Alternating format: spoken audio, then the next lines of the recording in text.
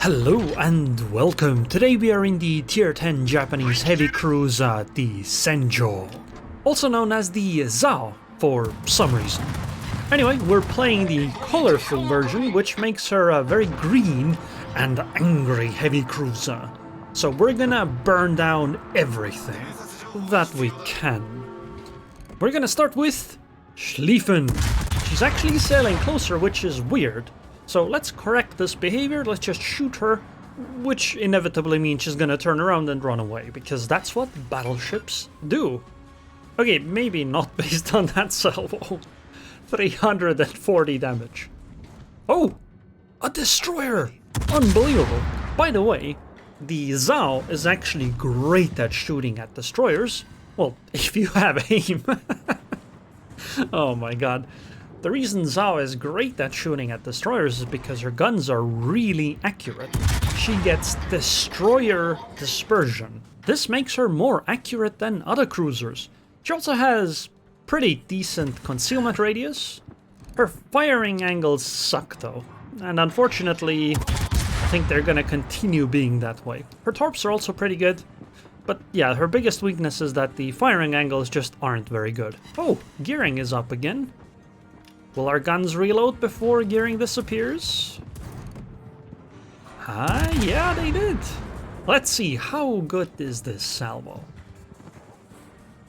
We're at 7k damage, we did 6,000 damage. I expected a little more honestly, but we'll take 6,000 damage. That's still pretty good against the DD. Oh, there's a submarine there. See, there's a ping incoming. Sadly, I don't have enough range to actually drop the submarine. But so far so good. We have only taken 4,000 damage and we have done 17,000 damage. In fact, the Schlieffen is burning. Surprising, the Schlieffen decided not to turn around, and honestly, she probably paid the price for it because she's now burning, she's already lost a bunch of her HP, and she's gonna continue losing HP. Michelangelo, 65,000 HP heavy cruiser. Very cool. The Schlieffen is near my maximum range, not quite there though, so we're not gonna launch a plane yet. Hopefully we can finish off the Schlieffen. I think for this salvo, since she's turning out, we do need the plane. Come on, 6k. Oh, goodbye gearing. Nice knowing you, buddy. Sadly, we didn't get the Schlieffen. She got away. But we did get the destroyer, which is a much bigger kill early on, because destroyers tend to take and defend cap zones. Now, if only we had our own destroyer, maybe we could also get the cap zone. Wow, that's a lot of torpedoes. When torpedoes are sailing towards you, you want to be going diagonally. You don't want to straighten out yourself immediately, because if you're going diagonally, you still have some horizontal movement, right? If you just straighten out immediately, it might be that you just didn't quite estimate it correctly, and the torpedoes are actually on a collision course with you. And by that time, it's too late to change anything because you don't have any horizontal movement. Whereas if you're going diagonal, you have horizontal movement as well. Okay, time to turn out a little bit, because I don't wish to fight the... Actually, honestly, I could probably fight these guys. But I'm not the best ship to do that. I think it's better or left to the battleships to chase. Especially since they still have a submarine somewhere over here. I wouldn't like to be the tip of the spear. I want to be the second line of ship, because that's what a cruiser does in this game. Wow, I don't know what I expected from AP against the Michelangelo, but I expected a little bit more than what I got out of it. So we're gonna try with HE next.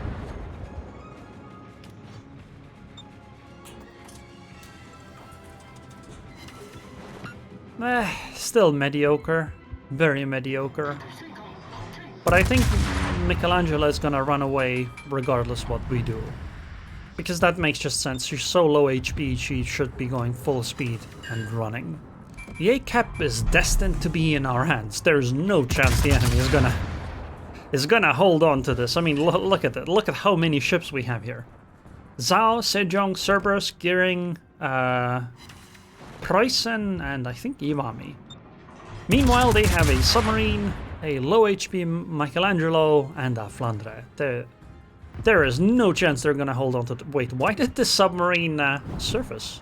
Is he stupid? That was a really silly decision. Even if he does it briefly... Actually, I guess... No, never mind. It wasn't actually that silly. He just didn't know where the gearing was. Which is weird, because a submarine has a button that would actually tell you where the surface ships are. So you shouldn't have made that mistake. I mean, considering she didn't take much damage from it, I guess it's fine. So I think Michelangelo's gonna get away, but I don't think Flandre is. She's already low enough that this is gonna be very difficult for her. Surprisingly, our team actually has held onto the sea cap on the other side, despite the fact that if we outnumber the enemies here, then obviously our team should be outnumbered there. But that doesn't appear to be the case, because the enemy seems to be focused on the middle cap zone instead. Which is fair enough. Oh, 5,000, that's a third of the submarine's HP just gone. But my ASW planes are still not in range. So here's the funny part. The Japanese cruisers, at least Zao, has the submarine radar. Oh, the fire apparently just sunk the submarine.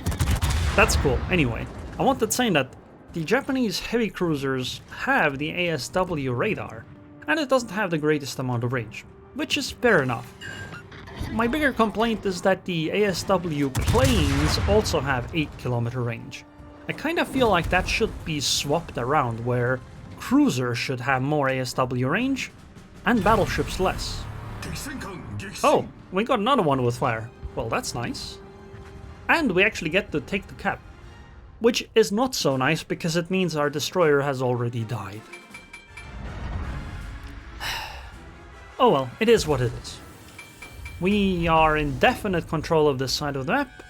Only the Michelangelo is potentially here that could maybe hide in a corner and later try to sneak this cap, but I don't think that's really gonna happen. Here you saw the effect of having good concealment for a brief moment. But unfortunately it doesn't have as great concealment as Atago does. So we did get spotted by the Schlieffen eventually, and therefore we cannot actually take this cap zone. However, I suspect that the Schlieffen is a little less happy about being spotted here than I was, because, well, she has a lot less HP left than I do. Okay, maybe we can take the cap zone if we remain here. The enemy team seems to be winning the game though. We're 5 ships down, they are 4. But they are at 600 points while we don't even have 300. So we gotta make sure we actually get this cap zone. Okay, I'm surface spotted. Wait, where are you coming, Shimakaze? This is not a place you want to be, Mr. Destroyer. 7,000 damage. That's more than a third of her HP just disappeared. I bet that Shimakaze regrets her decision, because the other direction she's going is a Preußen. So either way, she is definitely dead, between a rock and a hard place. Anyway, we have taken the cap zone, so it's time to push forward and finish off the Schlieffen. Time for some Schlafen. Well, I guess Preußen can do it. Shima's back though. I don't think that's a good idea, Shimakaze. I think you'd have better luck with the Preußen. Almost 8,000 damage. Actually, with the fire, no, it isn't the fire. It's 2 breakage. But I didn't get the kill. Sejong got it instead. Oh well, it is what it is. So, Michelangelo, Mr. Secondary Heavy Cruiser, or I suppose Miss Secondary Heavy Cruiser. Do you have torpedoes? Yes, they have 8 kilometers range. So this is something I do actually have to worry about, because I'm sailing towards her. And I don't quite know how fast the torps are, even if I knew, right? I wouldn't be able to just estimate, okay, these torpedoes will definitely run out of range. So I do have to keep in mind that there could potentially be torpedoes I have to contend with. But I think a bigger thing is we want to actually deal with the cruiser first, and then worry about potential torpedoes. Okay, this smokescreen is annoying. This is really annoying. I'm gonna try a blind shot. Actually, this was a big mistake, I think. What if she can shoot me in return while being unspotted? I might as well torp. This is pure fishing though, because I have no hope of those actually... Oh, she did actually fire in return. Yep. Firing there into the smoke was definitely a mistake. That was half my HP just gone like that. For one careless mistake. But that's okay, because we're still alive, and she isn't. Now it's a 6 versus 5. Oh, how the tables have turned. Well, for now. We have 2 battleships, Iwami and Preußen. They have the Cecilia and Musashi. Ibuki and Salem. Okay. I think we can do this. I'm gonna try to chase the Musashi and Ibuki. Musashi would be the ideal target, especially with the way she's positioned right now, because a battleship like Musashi, if she wants to actually fire at you, she has to turn her ship, because her turret traverse is just so slow that anytime she actually wants to respond to you, she's gonna be turning the ship. And the thing is that I bet the Musashi wants to fight the Preußen and already Sejong right now. I think the Cecilia is gonna be taken care of by the Iwami. I think there's a very high chance of that, considering the Iwami has much more HP than the Cecilia does. So my focus should be entirely here. Oh, we actually still have a gearing. Wait, didn't we lose a gearing? Never mind, we did lose the gearing. Second one. He actually, you know what? Can't really fault the gearing for that. Look at where he died. He's right in front of the Ibuki. He absolutely wasted a lot of the enemy team's time, which is great for us. Anyway, the Musashi has turned around, but I think her focus will still be on the Preußen. I want to drop some torpedoes and go south a little bit, so it'll be harder for the enemy to actually target me. Also, the Cecilia actually got our carrier. Which is funny, because I kind of forgot that there was a carrier in this match at all. I wonder where the enemy carrier is. I haven't seen him all game. Actually no, we saw him early on, right? Remember I have 2 plane kills even. Okay. When do I want to fight the Musa? Oh, there is the carrier. Wait, the carrier is right here? What? Okay. Now that is a nice surprise. Okay, I'm playing it a little bit up, okay? I had an idea that the carrier was somewhere around here. I am still actually a little surprised that the carrier didn't attack me. I did also think that the carrier had actually left or, you know, gone further along with the Musashi and Ibuki, but I guess not. This is great news because I get to sink their carrier, most likely. Unless the Musashi just deletes me. Which hopefully doesn't happen. 11k, 13k with HE. Man, this HE is doing some damage. But that's because the guns are really accurate. You're actually landing all the shells. Like, look, only one of them hit the torp belt and only one fell into the water. That's pretty good. Should I swap to AP? Yeah, let's try AP. It's showing a lot of sight, so maybe at this point we get to slap some citadels. Nope, rocket planes aren't gonna save you, Parseval. Okay, I was expecting a bit more from the AP, but this is good enough. After this, we swap back to Ichi, because we're gonna start farming the Musashi. Ooh, Kraken unleashed! And since I have Yamamoto, now I have a 2-minute heal ticking on my ship, which is very nice.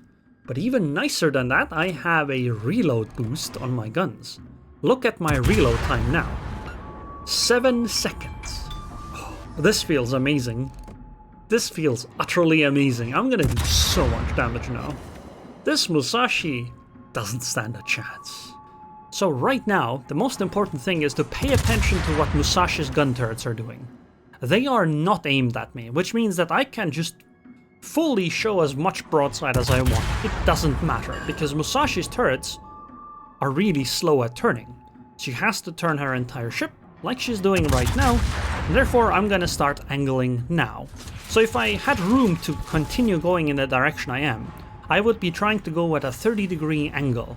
But right now, because I'm gonna run out of map here, I'm gonna try to turn my entire ship to the other side. I'm also gonna slow down to try to throw her aim off a little bit more. Yep, there it is. Perfect dodge.